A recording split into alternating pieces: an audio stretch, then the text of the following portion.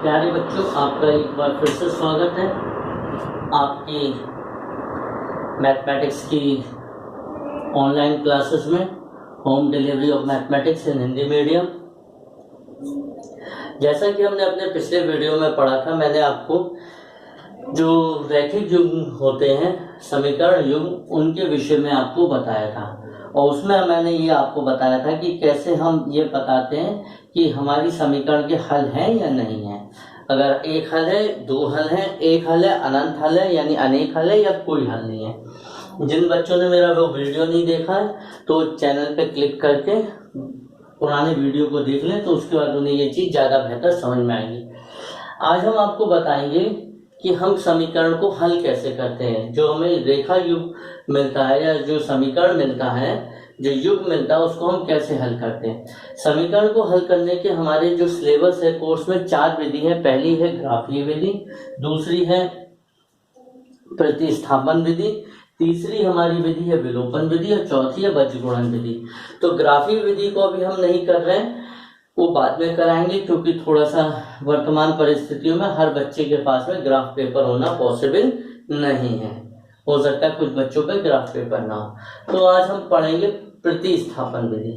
प्रतिस्थापन विधि में बच्चों क्या काम करते हैं, हमें दो समीकरण दी होती हैं, तो हम एक समीकरण से एक मान निकाल के दूसरे में रख लेते हैं। समीकरण एक से मान निकालते हैं और दूसरे में हम लोग रख लेते हैं। अब बात को समझो।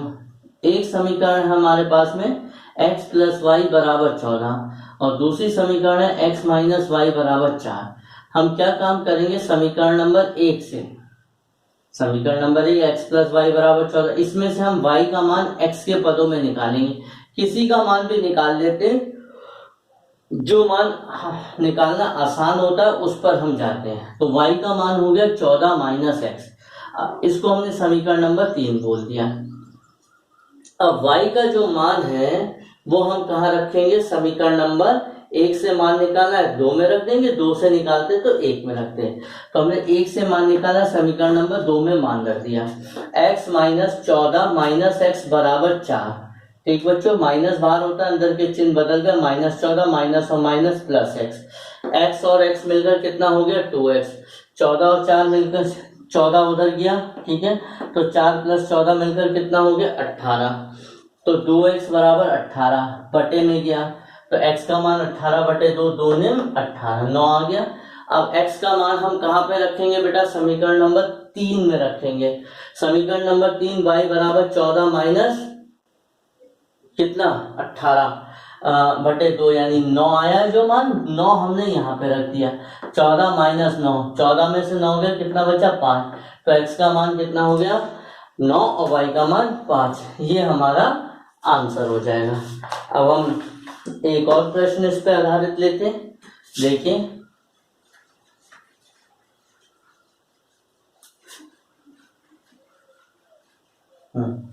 प्रश्न ये है, आपके पास में समीकरण है s माइनस टी बराबर 3।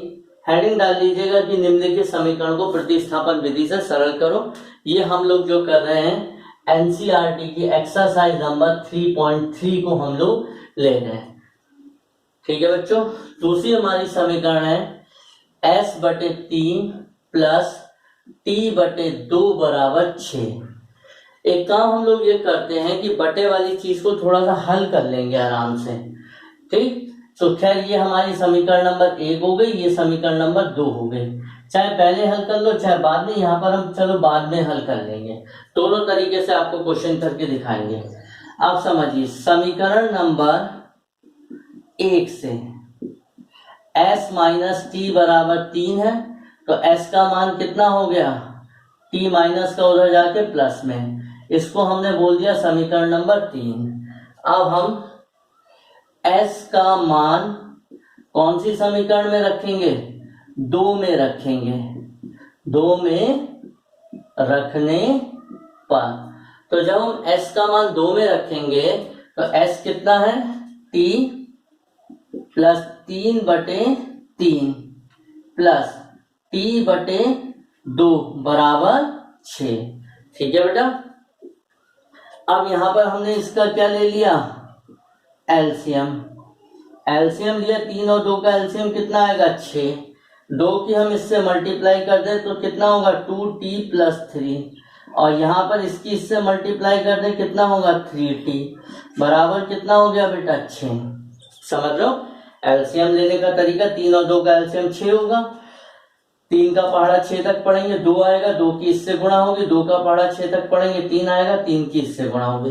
अब हम ऊपर ब्रैकेट को ओपन करेंगे और इस 6 की इधर तिरछी गुणा होगी, आप जानते हैं। तो ये हमारा हो गया 2t + 3 दूनी 6 + 3t बराबर 6 और 6 की गुणा 36। तो 2 और 3 5t बराबर 36 - 6। तो 5t कितना हो गया बेटा 30, ये बटे में आएगा, तो t बराबर हो गया 30/5, 5 की 6, यानी हमें मिला t बराबर 6। इसका मान हम कहाँ रखेंगे, समीकरण नंबर 3 में। तो समीकरण नंबर 3 में मान रखेंगे। तो s बराबर कितना है t + 3, तो s बराबर t का मान 6 + 3, तो s का मान बच्चों कितना हो गया 9। तो इस प्रकार से हमें मिल गया s का मान 9 और t का मान 6। तो मेरे हिसाब से एक दफा एक और समझिए, प्रतिस्थापन में क्या होगा, किसी भी एक समीकरण से जो समीकरण आसान है हम एक का मान दूसरे के पदों में निकालेंगे। पिछले में हमने y का निकाला था, यहाँ x का किसी का भी मान निकाल सकते हैं। तो ये 2 समीकरण थी, तो हमने t को उधर भेजा, s का मान आ गया t + 4, ये मान समीकरण 2 में रख दिया। बटे वाली चीज का हमने एलसीएम लिया, एलसीएम लेने के बाद में इसकी इससे मल्टीप्लाई, इससे इसकी मल्टीप्लाई, ये क्रॉस मल्टीप्लाई, सिंप्लीफाई करा, t का मान 6 आया। चलिए अब एक प्रश्न और ले रहे हैं हम लोग, बहुत ध्यान से करिएगा इस चैप्टर को और इन क्वेश्चनों को घर पे भी प्रैक्टिस करिएगा, ठीक, ताकि आप लोगों को समझ में आ जाए। ठीक है,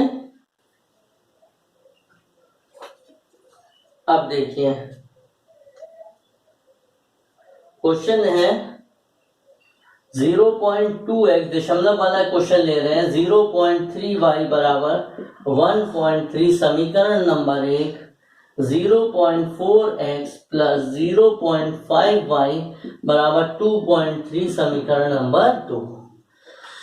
कोई भी एक मान निकालने चाहो तो दशमलव उड़ा भी सकते हो, चलिए बाद में कर लेंगे। तो समीकरण 1 से 0.2x + 0.3y बराबर 1.3, तो 0.3y बराबर 1.3 - 0.2x।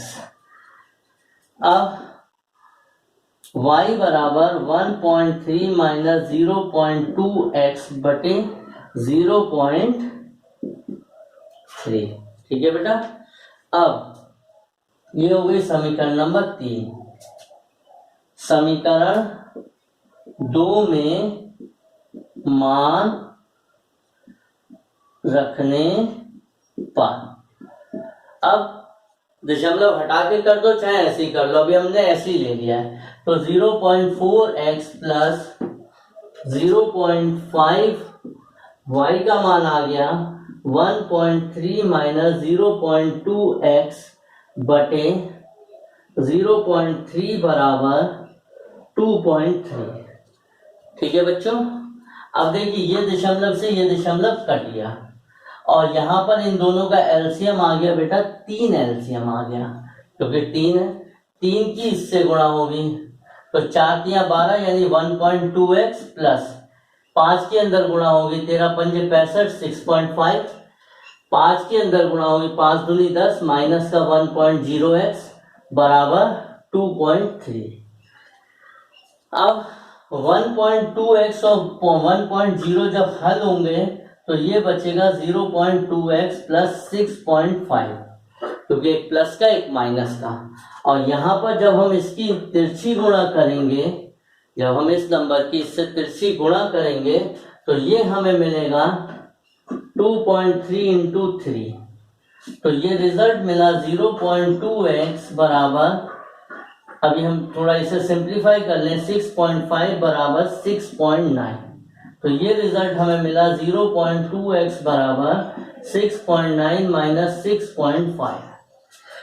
अब इसके बाद में 0.2x बराबर 0.4, तो x बराबर 0.4 अपॉन 0.2 कैंसिल हो गया, 2 2 4, तो x का मान हमें क्या मिल गया बच्चों, 2 मिल गया। थोड़ी जगह कम है तो उधर साइड में मैं लिख दे रहा हूं, ये जगह छूट गई थी।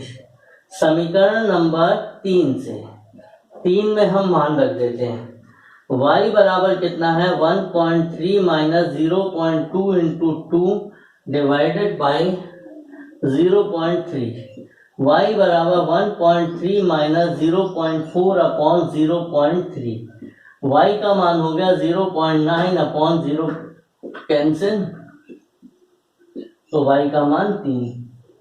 तो इस तरीके से देखा हमने।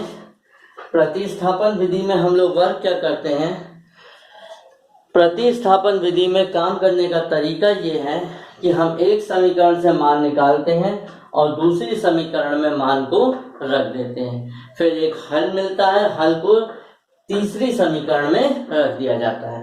एक और क्वेश्चन करते हैं इस तरीके का हम, उसमें थोड़ा सिंप्लीफिकेशन भी होगा। ये क्वेश्चन साथ साथ आप लोग कॉपी में नोट करिएगा और इन क्वेश्चनों का घर पे बैठकर इस समय रिवीजन भी करिएगा।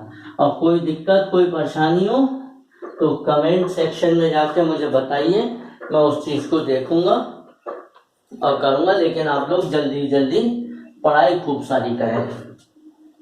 नेक्स्ट क्वेश्चन है 3x माइनस 2 बटे 3x बटे 2 माइनस 5y बटे 3 बराबर -2, समीकरण नंबर 1।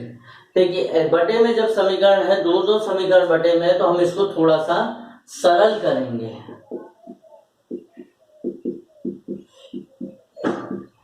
कैसे हल करेंगे, वो एलसीएम वगैरह लेके हल करेंगे। देखिए यहाँ पर हम हल कर रहे हैं इन दोनों में, इस समीकरण को हल कर रहे हैं, 3 और 2 का एलसीएम कितना आया 6, 3 की 3 से गुणा 9x माइनस 5 की 2 से गुणा 10y बराबर -2। तो 9x माइनस 10y बराबर -12, समीकरण नंबर, चाहो तो इसको एक मान सकते हो, ठीक है ना। ये समीकरण को हम आगे हल कर लेंगे, इसी को एक मान लेते हैं। कितनी समीकरण लिखते हैं, नंबर बढ़ाना चाहो तो भी बढ़ा लो, कोई दिक्कत नहीं है। यहाँ पर भी एलसीएम कितना हो गया 6 हो गया, 6 एलसीएम हो गया, 3 दूनी 6 2x और 3y बराबर 13 बटे 6, दोनों के बटे में है तो 6 से 6 कट गया, तो ये हमारी समीकरण आ गई बेटा 2x प्लस 3y बराबर 13। बिना उसके भी कर सकते थे, लेकिन अभी हमने आपको एक ऐसा तरीका बता दिया जो आगे सब में काम में आएगा। बटे में नंबर होंगे तो समीकरण को बटा हटा देंगे एलसीएम की सहायता से। अब समीकरण नंबर 1 से समझिए आप, हमारे पास में है 9x माइनस 10y बराबर -12, तो 9x बराबर माइनस का 10y उधर गया, प्लस का 10y -12, x बराबर हो गया 10y माइनस 12 बटे 9, समीकरण नंबर 3। अब समीकरण नंबर 2 में y का मान रखने पर, अब 2 हम वो मान लेते हैं जिसमें बटे हम हटा चुके हैं, y का नहीं x का मान निकाला, तो x का मान रखने पर, तो ये हमें मिला 2 इंटू x कितना है 10y माइनस 12 बटे 9 प्लस 3y बराबर 13। समझ रहे हो, यहां से हमने x का मान y के पदों में निकाला और फिर x का मान समीकरण नंबर 2 में रख दिया। अब हम यहाँ पर बच्चों एलसीएम ले रहे हैं, एलसीएम 9 आएगा, यहाँ पर अंदर इसकी गुणा हो जाएगी 10 दूनी 20y, यहाँ पर इसकी गुणा होगी 12 दूनी 24 और यहाँ पर 9 तिया 27y बराबर कितना होगा बेटा 13। अब 20y और 27y, 47y हो गए -24 और 13 निम्मा 117। तो 47y बराबर 117 प्लस 24, तो 47y बराबर 7 4 11, 11 12 13 और 1 14, तो y बराबर 141 बटे 47, और 47 की अगर हम 3 से गुणा करें, 3 सत्ते 21 के घात से लगा दो, यानी 3 बार कट जाएगा, तो y का मान 3 आ गया।